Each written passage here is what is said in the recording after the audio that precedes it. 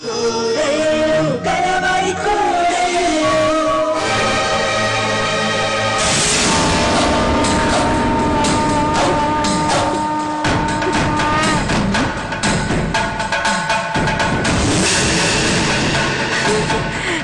బాబు, నాకు దొరికేసింది.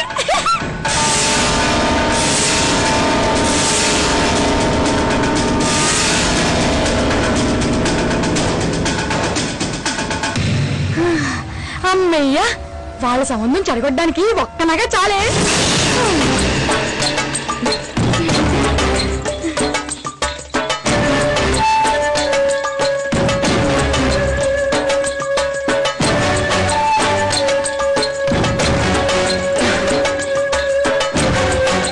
గంట నుంచి దాన్ని చూస్తున్నావు, ముడేస్తున్నావు. అసలు నెక్లెస్ కనిపించలేదని వాళ్ళ దగ్గర నుంచి ఫోన్ వచ్చిన దగ్గర నుంచి ఇలాగే ప్రవర్తిస్తున్నావు. దాని గురించి వెతికించావు. సరే, నెక్లెస్ దొరికింది.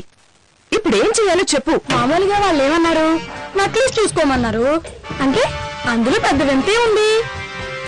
వాళ్ళు అనుమానంగా అడిగారని నువ్వు చెప్పాలి. అది వీళ్ళ గుండెల్లో చివుక్కు అనిపించాలి. నిజమే, లేకైతే ఈ చిన్న విషయానికి 2 రోజులు ఏడుస్తూనే ఉంటుంది. దాన్ని విడిపించాలి, కానీ ఇప్పుడు ఇలా కాదు.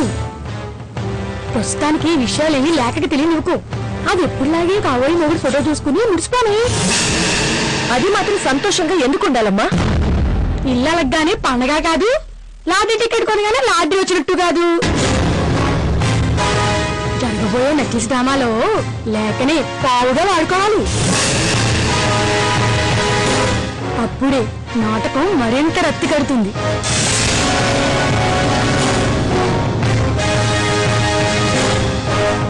మన లేక ఎంగేజ్మెంట్ కి వాళ్ళు బోలెడన్ని నగలు ఇచ్చారు కదా.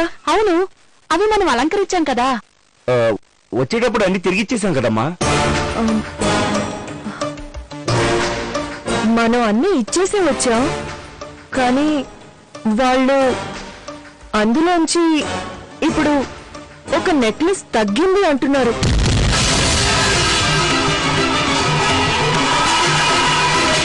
ఈ మాత్రం టెన్షన్ నాకు ఉంది. ఎక్కడ ఏ తేడా జరిగితే ఈ పెళ్ళాగిపోతేమని నా భయం.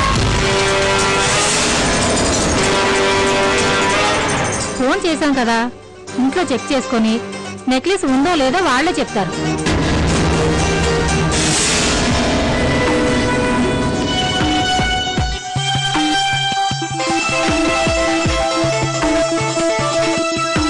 హలో, నేను రేఖని మాట్లాడుతున్నాను. చెప్పమ్మా రేఖ.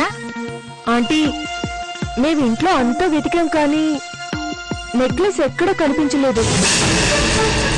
అక్కడ లేదంటే ఇక్కడే ఎక్కడో మిస్ అయి ఉంటుందిలేమ్మా. Okay aunty.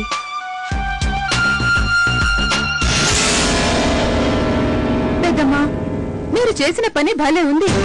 ఎవరైనా దొంగతనం చేసిన వాళ్ళని పిలిచి పొరపాటున దొంగతనం చేశారేమో చూసుకోండి అని చెప్తే ఎవరైనా చేశానని చెప్తారా? ఇంత మంచితనం వల్లే వాళ్ళు లక్కీగా ఎస్కేప్ అయ్యారు. సుధా, వాళ్ళు నెక్లెస్ లేదన్నారు. నువ్వు వాళ్ళని మాటి మాటికి దొంగలు దొంగతనం చేశారు అనడం ఏమీ బాగోలేదు. నిజం చెప్పాలంటే వాళ్ళని మీరు మంచివాళ్ళు అంటే నాకేం నచ్చలేదు. ఏమైతేనే ఒక కాస్ట్లీ నెక్లెస్ ని పోగొట్టుకున్నాం. సుధా,